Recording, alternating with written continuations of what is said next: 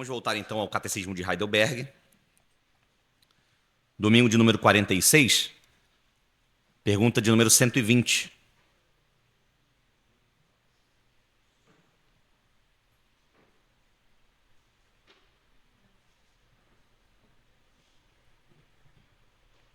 Pergunta 120 do Catecismo de Heidelberg. Os irmãos que nos visitam, se não possuem aí o catecismo, acho que quase ninguém traz o catecismo físico, né, de papel. Se vocês jogarem no Google aí, fizerem uma pesquisa no seu celular, vocês vão encontrar. Catecismo de Heidelberg. Nós estamos já na parte final, no finalzinho do catecismo. Vamos ler, diz assim, pergunta 120. Por que Cristo nos ordenou dizer a Deus, Pai Nosso? Porque Cristo quer despertar em nós, logo no início, como base da oração, respeito e confiança, como uma criança para com Deus. Pois Deus se tornou nosso Pai por Cristo. E muito menos do que nossos pais nos recusam bens materiais, Ele nos recusará o que lhe pedirmos com verdadeira fé. Vamos fazer a leitura de Lucas no capítulo 11?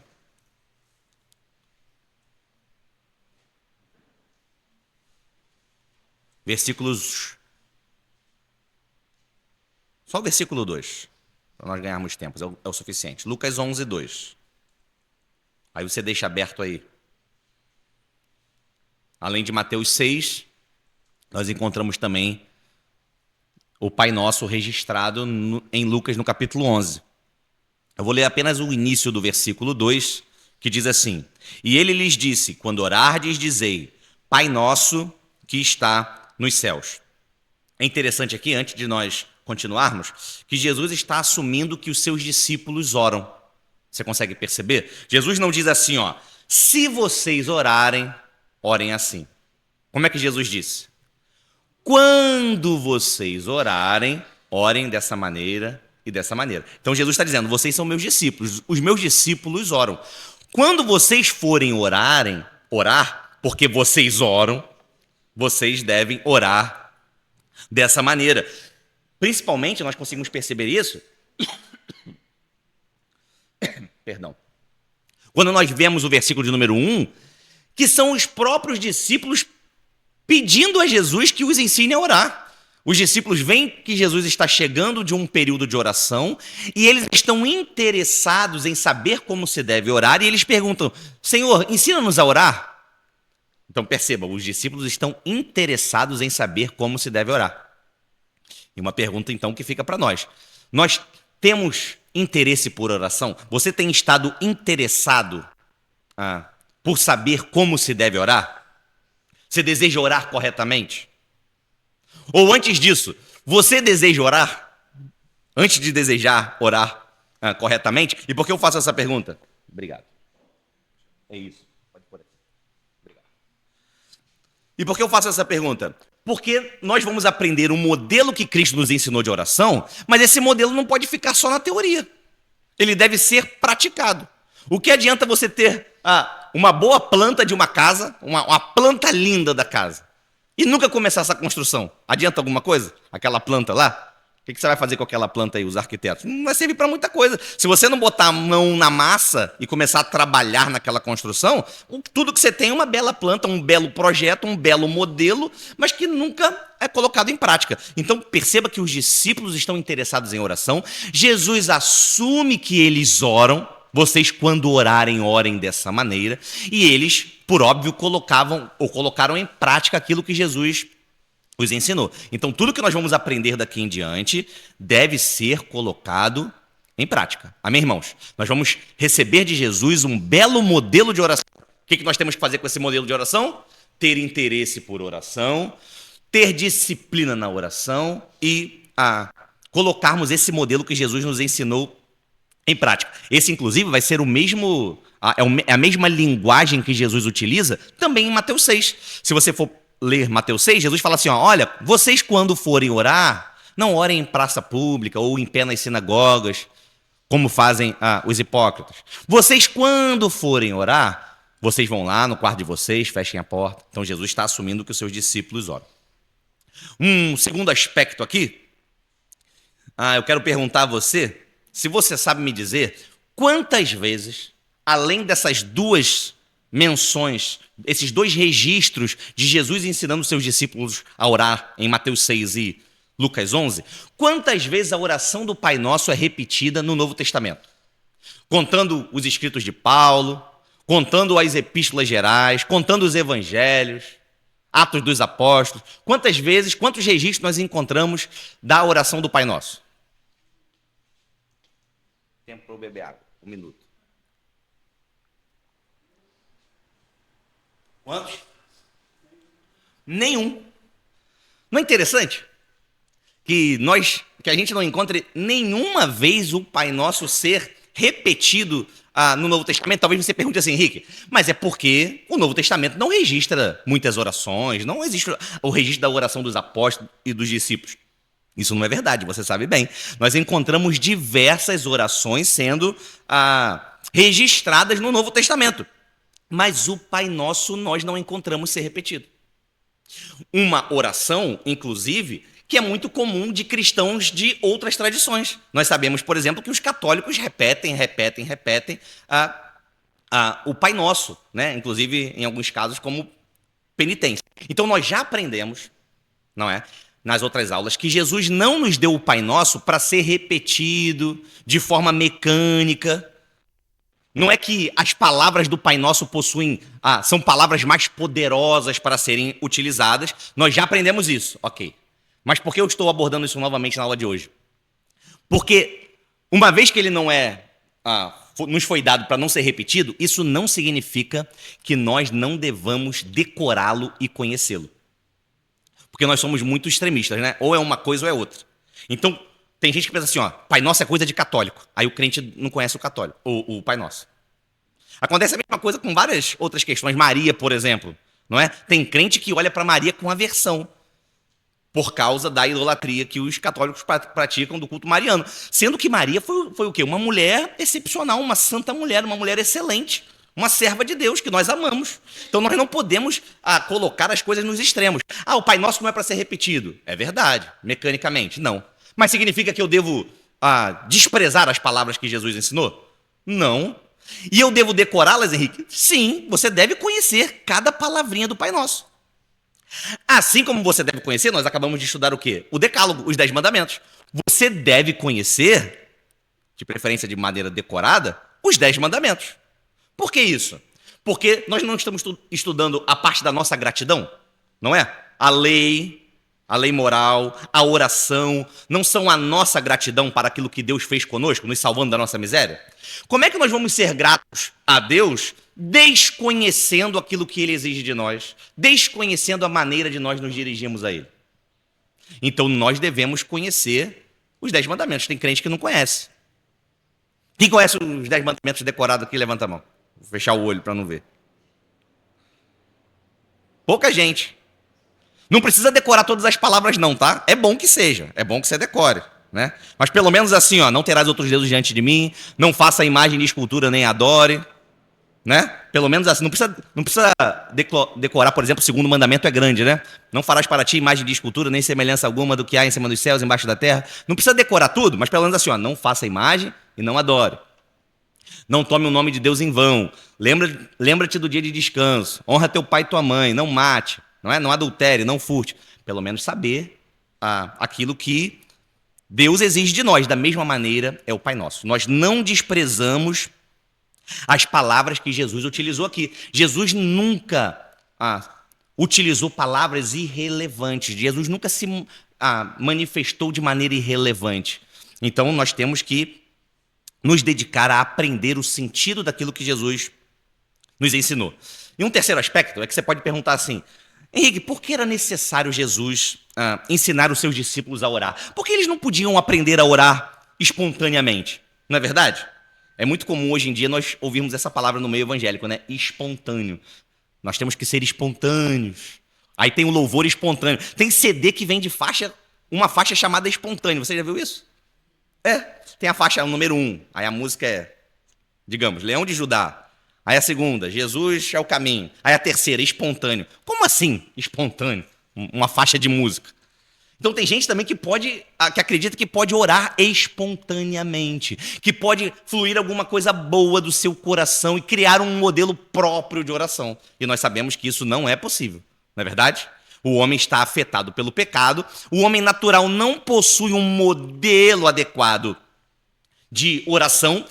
Os discípulos reconheceram isso, tanto é que pediram para Jesus os ensinar a orar, e Jesus mostrou um modelo de oração.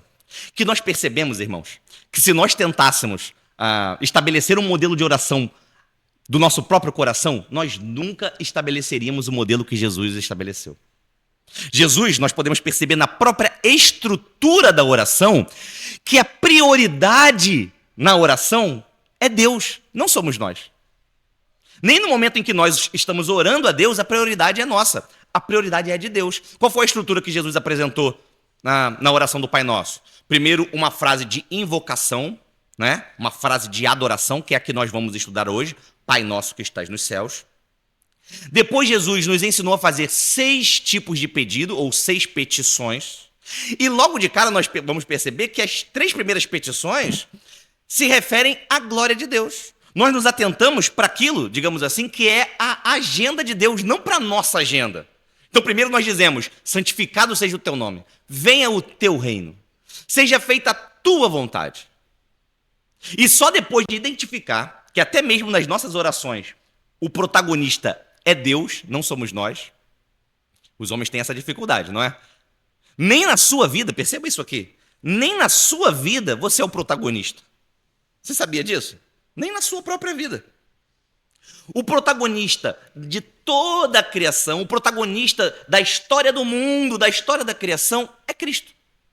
E no modelo de oração que Jesus nos ensinou, ele reflete isso, ele nos mostra, olha, o protagonismo não pertence a você. Então não chegue diante de Deus apressadamente, despejando diante dele todas as suas necessidades. Calma. Deus sabe que você tem necessidades, ele conhece todas elas.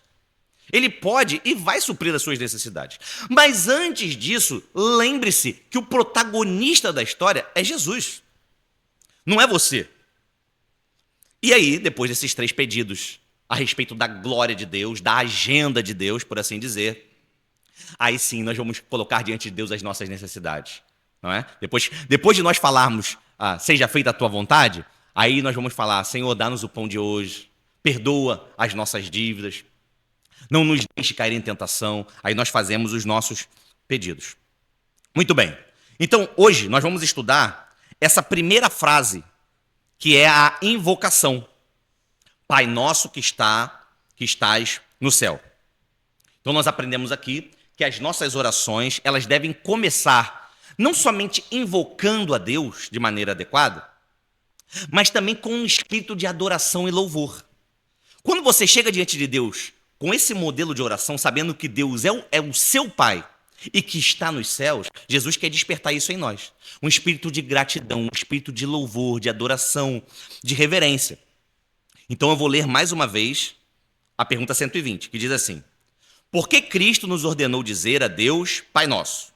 Resposta: porque Cristo quer despertar em nós, logo no início, como base da oração, respeito e confiança, como uma criança para com Deus, pois Deus se tornou o nosso Pai por Cristo. E muito menos do que nossos pais nos recusam bens materiais, Ele nos recusará o que lhe pedirmos com verdadeira fé. Então você vai perceber aqui, enquanto nós formos caminhando nesses pedidos, nessa oração do Pai Nosso,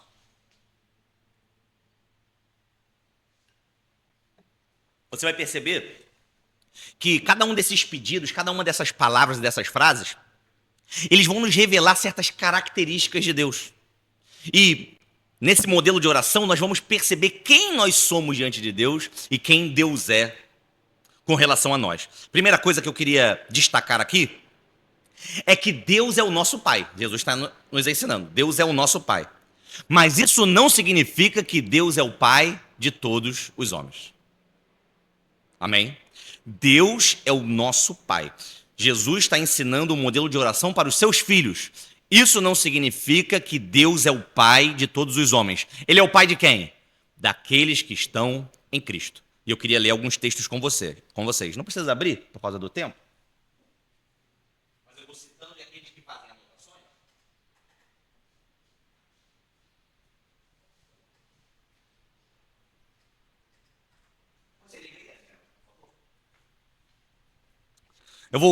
Aqueles que fazem anotações, eu vou citando o texto aqui.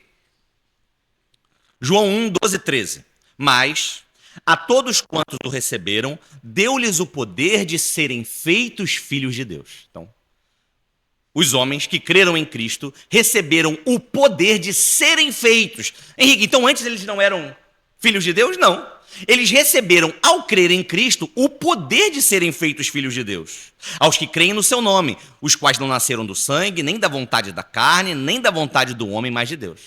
Henrique, então se eu não creio em Cristo, eu não sou filho de Deus? Nesse sentido, não. É claro que existe um certo aspecto de que Deus é o pai de toda a criação, no sentido, né, dele ser o criador, aquele que deu a vida. Mas ele não é o pai no sentido de ter um compromisso de filiação, um compromisso de ouvir a oração daqueles que não estão em Cristo. João 8, 42, 44. Nós vamos ver Jesus falando aqui com alguns fariseus. Ele diz assim, ó: se Deus fosse o vosso pai, vós me amarias. Olha o que Jesus está dizendo. Se Deus fosse o vosso pai, vós me amarias. E aqueles homens eram homens religiosos. Tá? E Jesus continua: vós tendes por pai o diabo. O diabo é o pai de vocês. Eu não sou o pai de vocês. O meu pai não é o pai de vocês. Percebe aqui? Deus não é o pai de todos. Romanos 8, 14 e 17. Porque todos os que são guiados pelo Espírito de Deus, esses são filhos de Deus. E se somos filhos, somos também herdeiros, herdeiros de Deus e co-herdeiros com Cristo. Então, nós temos Jesus como nosso irmão mais velho. Percebe isso? Deus não é o pai. Eu sei que às vezes é meio chocante, né? Quando a gente ouve assim, então Deus não é o pai de toda a humanidade? Não, não é. Talvez, eu espero que não, mas talvez não seja o seu pai. Dependendo de como está a sua relação com Cristo. Você está em Cristo ou você não está em Cristo, está sem Cristo. Efésios 1, 4 e 5. Assim como nos escolheu nele antes da fundação do mundo e nos predestinou para filhos de adoção por meio de Jesus Cristo. Então, na eleição em Cristo Jesus, Deus se tornou nosso Pai.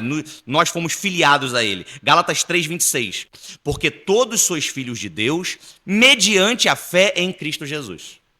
E mais um texto, eu anotei bastante textos desse tema, porque eu sei que é polêmico e tem pessoas que ouvem isso e ficam meio, né, com o pé atrás. Poxa, então Deus não é o pai de todo mundo? Que coisa meio macabra, né? Meio triste, meio sombria. Que evangelho é esse que vocês estão pregando? Pois é o evangelho de Jesus Cristo. É o verdadeiro evangelho. Gálatas 4, de 4 a 7, né? O texto clássico, quando nós falamos de adoção. Esse eu vou ler na íntegra. Mas, vindo a plenitude dos tempos, Deus enviou seu filho nascido de mulher, nascido sob a lei, para remir os que estavam debaixo da lei, a fim de recebermos a adoção de filhos. Percebe aqui? E porque sois filhos, Deus enviou aos vossos corações o espírito de seu filho, que clama, Abba, Pai. Assim que já não és mais escravo, mas filho. E se és filho, és também herdeiro de Deus por Cristo. Então perceba, antes nós éramos escravos, agora nós somos filhos. E aqueles que não estão em Cristo, Henrique, qual é a condição deles hoje? Eles ainda são escravos. Pode ser que ao crerem em Cristo, e se crerem em Cristo, Deus os receberá na família da fé. Eles farão parte da família da fé. Mas aqueles que não estão em Cristo hoje não são filhos de Deus. Não podem chamar Deus de Pai. Não podem orar assim, Pai nosso que está nos céus. Não podem orar. Por que eu estou destacando isso aqui? Porque a oração ela é um direito e um privilégio dos filhos. Deus não tem compromisso em ouvir a oração daqueles que não estão em Cristo. Ainda que, aparentemente, os incrédulos possam ter certas manifestações que parecem oração, que parecem uma reza, digamos assim, parecem orações, manifestações místicas de espiritualidade, é só uma aparência de espiritualidade. E por que isso não pode ser considerado oração? Primeiro, porque não flui de um coração regenerado, então não pode ser oração. E segundo e principal, guarde isso aqui, irmãos, porque a oração é um privilégio dos filhos e só os filhos podem orar ao Pai. Porque aqueles que não estão em Cristo não possuem um mediador. Deus não ouve as orações dos homens sem a mediação de Jesus Cristo. Então aqueles que não estão em Cristo não têm um mediador para interceder por eles.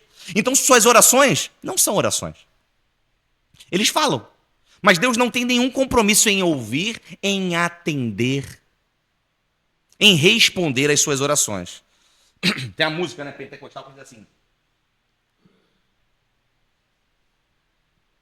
Cadê o Marcelo? Viu o Marcelo entrando aí? Ah, Marcelo. Marcelo.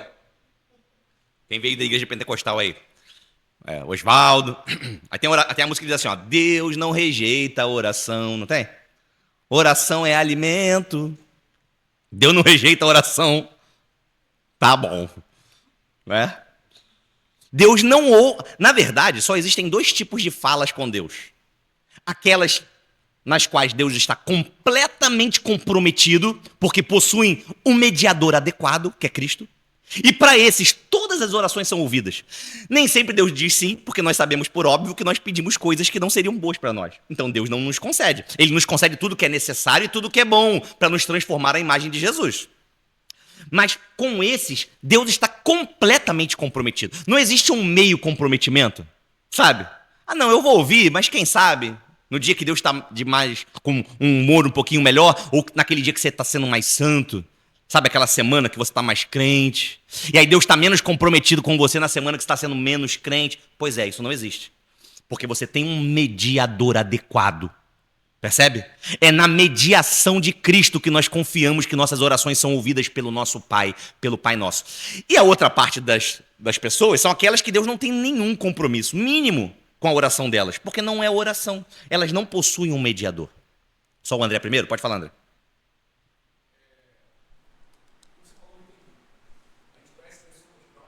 Aham. Aham.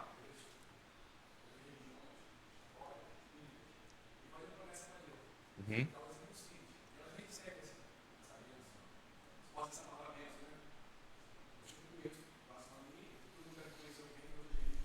Aham.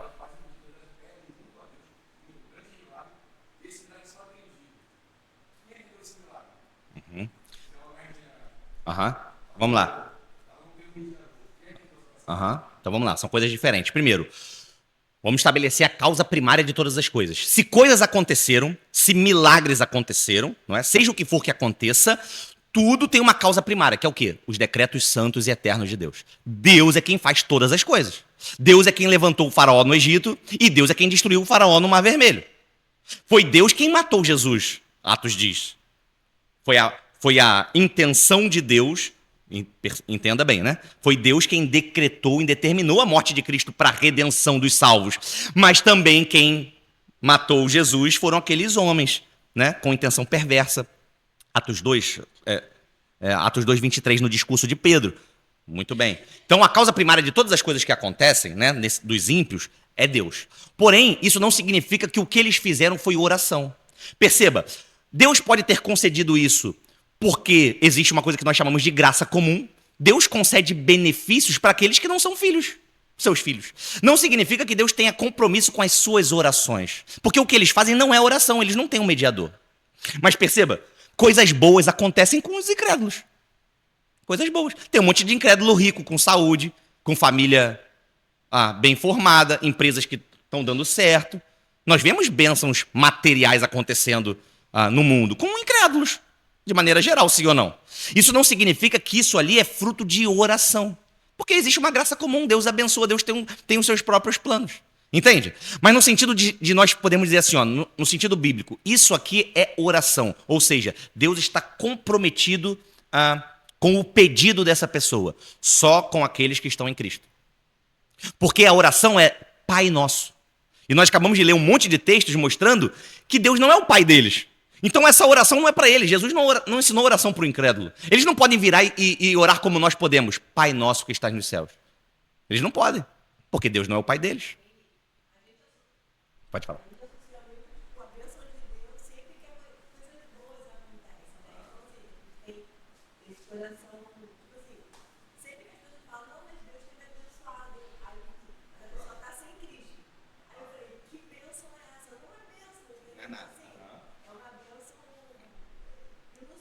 Sim.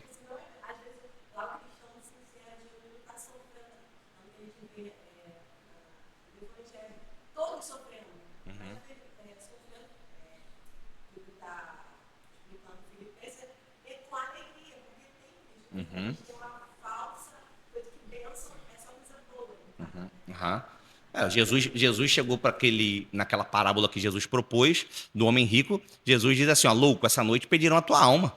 O que você tem preparado para ela? Antes disso, qual era a postura desse homem? Ele estava pegando seus bens, guardando no celeiro. Ele tinha tanto bem que ele teve que quebrar o celeiro que ele tinha, construir um maior para poder guardar as coisas. Ele não tinha onde guardar tanta coisa boa. E Jesus falou: o que você tem preparado para sua alma? Hoje vai ser pedida. Então, assim, coisas boas, André, acontecem com os incrédulos. Nós podemos também, e é óbvio, né? Isso é uma resposta simples de algo que nós podemos trabalhar só em cima disso. Por exemplo, essas pessoas podem ser incrédulas, mas elas podem ser eleitas, elas podem vir a crer em algum momento. Então pode ser que Deus utilize essas coisas que aconteceram com elas, esses pedidos que elas fizeram, justamente para elas encontrarem o verdadeiro evangelho, encontrarem a Cristo. Então existem várias possibilidades nisso. O que nós temos que definir como oração é o seguinte: a oração é um privilégio dos filhos. É uma graça, a gente pode definir assim: o que é oração? É uma graça para aqueles que têm Cristo como mediador. O que é oração? É uma graça, é um direito daqueles que possuem Cristo como mediador, de falar com Deus como Pai.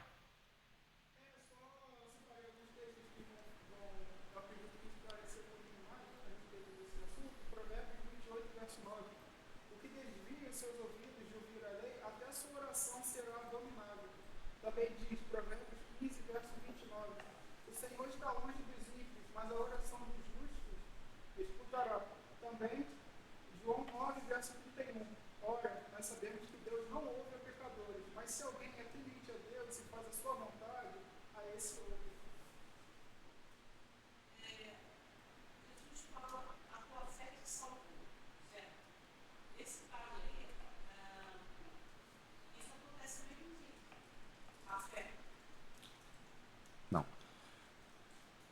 Perceba, aí já é outro assunto, tá? Não é oração, mas eu vou responder rapidamente. Vamos lá, todos nós nascemos incrédulos. Nós nascemos ímpios nesse sentido de não possuir a fé. Todos nasceram mortos nos seus delitos e pecados. Então todos nós fomos incrédulos em algum momento. Mas no momento em que nós recebemos a fé, ela é a nossa salvação, ou ela é o penhor da nossa salvação. Nós recebemos a fé, recebemos... Aí não vou entrar em ordem dos salutes aqui, tá? Ordem da salvação. Se você recebe a fé primeiro, a regeneração depois, não vou entrar nisso. Mas assim, você recebe a fé, você é regenerado e você é justificado naquele ato ali. E adotado. Tudo no mesmo ato, você recebe a fé. Não é? O que a tua fé te salvou? Você recebe a fé, você recebe uma nova natureza, você recebe a justificação, que é o quê? A aplicação da obra de Cristo pelo Espírito Santo, e você recebe a adoção, você é adotado na família de Deus. Tudo num ato só, num ato da conversão. Tudo bem? Quer falar? Pode perguntar se quiser mais alguma coisa. Mas percebe, não existe fé no incrédulo, isso não existe. Porque a partir do momento que o incrédulo recebe fé, ele deixou de ser incrédulo. Porque incredulidade e fé são coisas opostas. Não pode ser incrédulo e ter fé ao mesmo tempo. Então, ele era incrédulo, nesse sentido do que você está dizendo, não necessariamente o texto quer dizer isso, tá? O texto que você citou, mas no sentido da incredulidade, ele era incrédulo, ele recebeu a fé, e a partir de agora ele deixou de ser incrédulo e passou a ter fé. Muito bem? Então vamos seguir. Nessa frase inicial aqui, nós temos 3 informações que eu quero ver com vocês. Primeiro, que Deus é Pai. Segundo, que Deus é o Pai nosso, Ele é o nosso Pai. E a terceira informação é que Ele está no céu. Muito bem. Então a primeira informação que nós temos é que Deus é Pai. Eu queria pontuar aqui que nós criamos, às vezes, um certo preconceito com algumas palavras. Eu acabei de brincar com o pentecostalismo, né? Mas nós criamos um preconceito com algumas palavras que os pentecostais usurparam para si. Sabe? Uma delas, por exemplo, é intimidade. Nós temos um pouco de preconceito com essa palavra, né? Eu tenho intimidade com Deus. Por quê? Isso virou sinônimo de pessoas tendo manifestações místicas, exuberantes, não é? Quanto mais exuberante, mais mística é a manifestação, mais intimidade essa pessoa tem com Deus. E aí nós fazemos o quê? Rejeitamos algumas palavras como se elas representassem algo ruim, e não é. Tá? Intimidade é uma palavra que representa bem o nosso relacionamento com Deus, ou que deve representar bem, porque Deus é o nosso Pai. Só que nós temos que ter a compreensão adequada do que é intimidade. Intimidade não é isso que as pessoas pensam, essas manifestações e tudo mais. Mas intimidade é justamente o sinônimo de nós termos acesso a Deus como Pai. Esse tipo de relacionamento que nós temos e nós não tínhamos antes de Cristo. É bem simples esse exemplo, né? Olhe para você que é pai e mãe e olhe para o seu filho. Qual o nível de intimidade que você tem com seu filho? Você não tem sossego nem no banheiro, né? Quem é pai aqui? Nem do banheiro, você entra no banheiro ou o filho está batendo. Se você não trancar a porta, ele entra. Senão ele bate na porta. Você está tomando banho, você está no quarto, está orando. Tem que avisar, ó, vou orar, não me chama. Porque o filho tem intimidade com o pai. Ele não, sabe, é uma coisa natural. Então, intimidade é uma palavra boa. Não é o que eles pensam que significa, que é esse monte de fuzuê, gospel. Não significa isso. Mas intimidade é uma boa palavra que sintetiza bem o nosso relacionamento com Deus. É isso que Jesus está dizendo. Olha, Deus é o pai de vocês.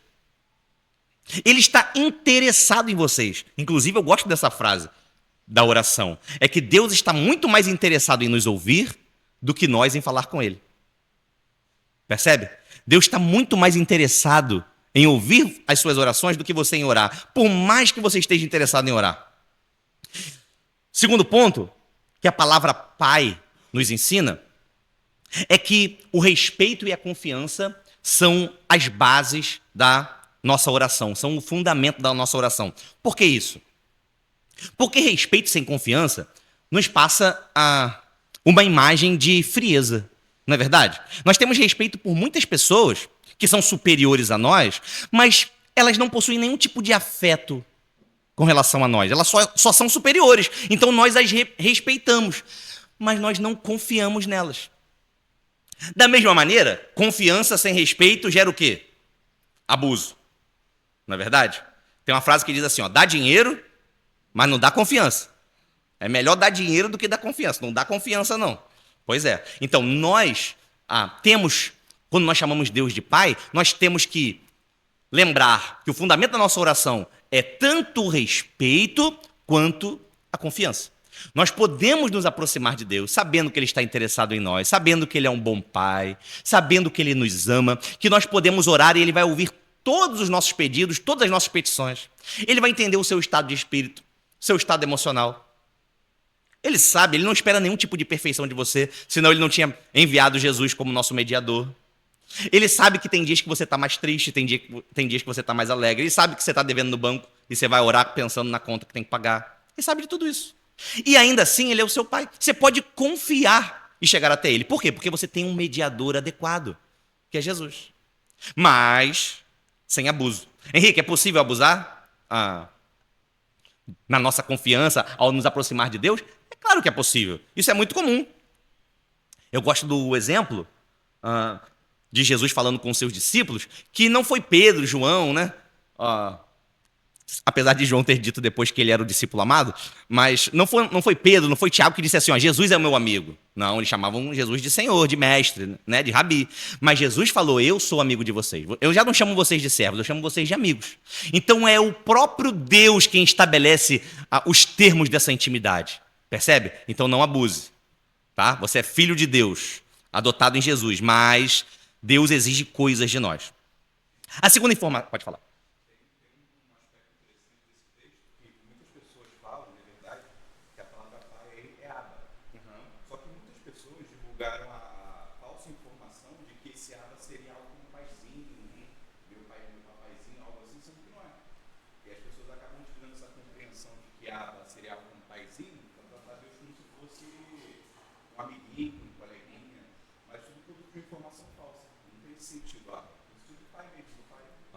Intimidade, mas não esse trato, como se fosse um mero coleguinha.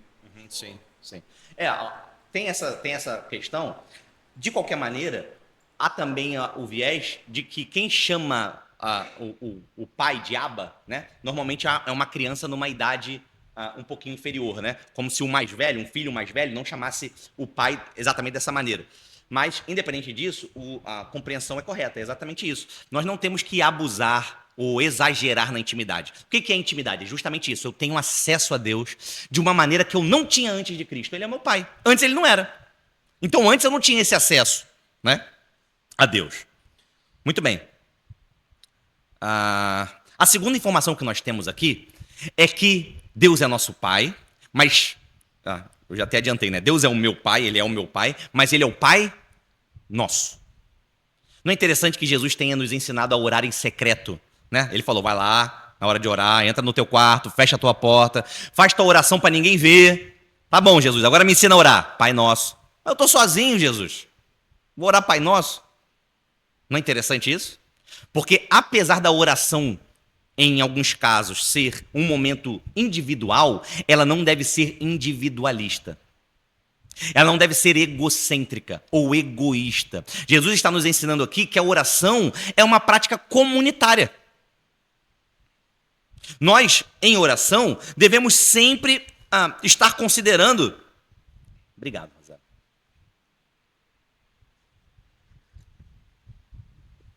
Devemos sempre ter o senso de comunidade ao orar.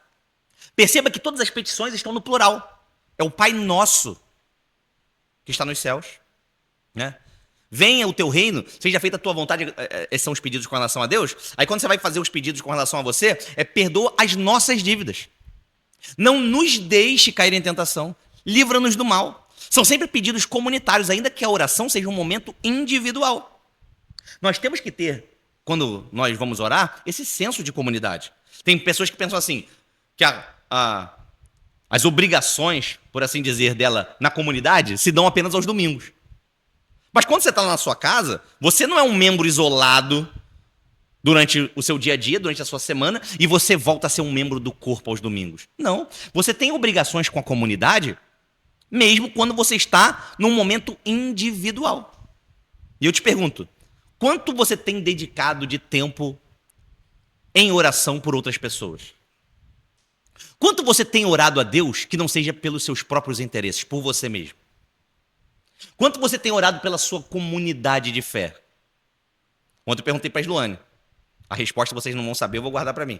Mas ontem eu perguntei para ela. Falei, quantas vezes você orou essa semana pelo Túlio, que vai pregar domingo? E pela mensagem que vai ser pregada? E pelos irmãos que vão ouvir a mensagem para que eles sejam edificados? Para que eles se arrependam dos seus pecados, para que eles cresçam na fé? E quando você orou para que aquela vizinhança e as pessoas em Maricá se convertam, cheguem à nossa igreja, conheçam a Cristo, ouçam o Evangelho, que o Evangelho seja aberto aos seus olhos, quanto você orou? Você acha que isso é responsabilidade de quem? De uma pessoa apenas? Você nas suas orações, você pede coisas apenas para você? Você despeja diante de Deus apenas os seus interesses? Mas nós temos que lembrar que é o Pai Nosso. Perdoa-nos as nossas dívidas. Não nos deixe cair em tentação. As coisas que acontecem na sua vida, elas têm implicação na minha vida. Eu sei que é difícil para o homem ter esse olhar menos individualista. Mas aquilo que Deus faz na sua vida implica na minha vida. Nós estamos estudando Filipenses, por exemplo, nas quintas-feiras, não é? Nós vemos várias vezes, em várias epístolas, Paulo dizendo assim, olha, sempre que eu me lembro de vocês, eu faço menção de vocês na minha oração, eu estou orando por vocês. Aí Paulo às vezes registra a oração que ele está fazendo, às vezes não, às vezes ele só diz que está orando. Agora, lembra comigo, quem está vindo a quinta-feira aí ou quem conhece, qual eram as condições que Paulo se encontrava ao escrever a carta aos Filipenses? Paulo estava encarcerado, Paulo estava preso, não é verdade? Preso. Uma situação terrível. Muito bem. E nessas condições, Paulo está dizendo o quê? Eu oro por vocês. Percebe que não foi desculpa para Paulo estar preso. Ah, coitado de mim, eu preguei tanto o evangelho, Deus me esqueceu aqui, nessa prisão, não vou orar por ninguém. Só consigo pensar em mim, não consigo pensar na comunidade. Percebe que não foi desculpa para Paulo estar preso? E veja, irmãos, estar preso não é uma condição qualquer, não é verdade? Ele estava preso, já com uma idade relativamente avançada. E ele está falando, mesmo preso, as minhas dificuldades não são desculpa para eu não orar por vocês. Eu oro por vocês. Então não pense que as dificuldades da sua vida são desculpa para você não orar pela sua comunidade de fé. Não é desculpa para você orar só pelos seus interesses. Percebe? Porque no mundo nós temos aflições. As condições foram colocadas, Deus sabia que nós passaríamos por essas condições. E ainda assim, existe em nós o dever de orar pelos outros. E isso, irmãos, é muito rico na nossa espiritualidade. E eu não digo nem só na espiritualidade evangélica de forma geral, mas na espiritualidade reformada, que é essa relação entre o indivíduo e a comunidade. Isso é muito rico para nós. As petições estão no plural. Nós não devemos orar como um indivíduo isolado. Nós devemos nos preocupar com a coletividade. Vou citar um texto aqui. Daniel 9. Tá? A oração que Daniel faz a partir do versículo 4, de 4 a 7. É uma oração confessional de Daniel. Olha o que ele diz. E orei ao Senhor meu Deus e confessei e disse: Ah, Senhor, Deus grande e tremendo, que guardas a aliança e a misericórdia para com os que te amam e guardam os teus mandamentos. Pecamos e cometemos iniquidades e procedemos impiamente e fomos rebeldes, apartando-nos dos teus mandamentos e dos teus juízos. E não demos ouvidos aos teus servos, os profetas. E ele vai continuar aqui a oração. Perceba, ele está falando tudo no plural, não é? Pecamos, cometemos iniquidade. Nós merecemos essa punição, sempre no plural. Ok, Daniel havia pecado contra o Senhor, irmãos? Quem era Daniel? Se tem um camarada que não tem registro ruim dele no Antigo Testamento, esse camarada é Daniel, não é verdade? O camarada íntegro. E veja, por que eu cito isso? Tem outras pessoas que não são citadas certos deslizes dele. Muito bem, mas Daniel nós temos registros da sua adolescência e da sua velhice. Tanto Daniel novinho quanto Daniel mais velho. E nós não vemos um escorregão na trajetória de Daniel. E mesmo assim, na hora de confessar os pecados, ele fala: eu pequei, junto com o meu povo. Senso de coletividade. Nós pecamos. Nós estamos sofrendo tudo isso porque há um pecado na nação. E é a mesma coisa na comunidade, irmãos. Quando um peca, quando um se desvia, quando um cai, quando uma família está mal, quando alguém está doente, todo o corpo sofre. Então nós temos que orar pela coletividade. Talvez você pense que não sofra. Talvez você não saiba, não tenha real noção, mas o corpo sofre. Então Deus quer ser glorificado de modo a abençoar todos nós. Ele é o meu pai, mas eu tenho que lembrar, o Pai Nosso me ensina isso, que ele também é o seu pai. Deus não é meu pai, não. Eu não tenho um relacionamento exclusivo com Deus, sabe? Eu sou a menina dos olhos de Deus. Eu não tenho isso com Deus. É claro que Deus me ama infinitamente em Cristo, mas ele te ama da mesma maneira, infinitamente em Cristo. Eu não sou mais especial que você. E você também não é mais especial que o seu irmão. O mesmo tipo de amor que ele sente por você, ele sente também pelo seu irmão, porque ele é o Pai Nosso. Posso continuar? Alguém quer fazer alguma consideração? Muito bem. Vou tentar terminar esse terceiro item na pergunta 121 em 10 minutinhos. Eu vou deixar 5 minutos para uma atividadezinha que eu quero fazer com os irmãos. Pergunta 121 do Catecismo de Heidelberg.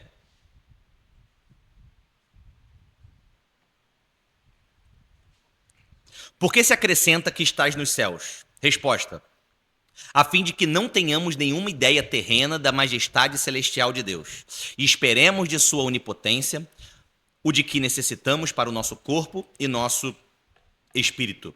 Então aqui nós vamos encontrar o terceiro aspecto. Ele é Pai, ele é o nosso Pai, ele é o Pai Nosso, mas ele também está nos céus.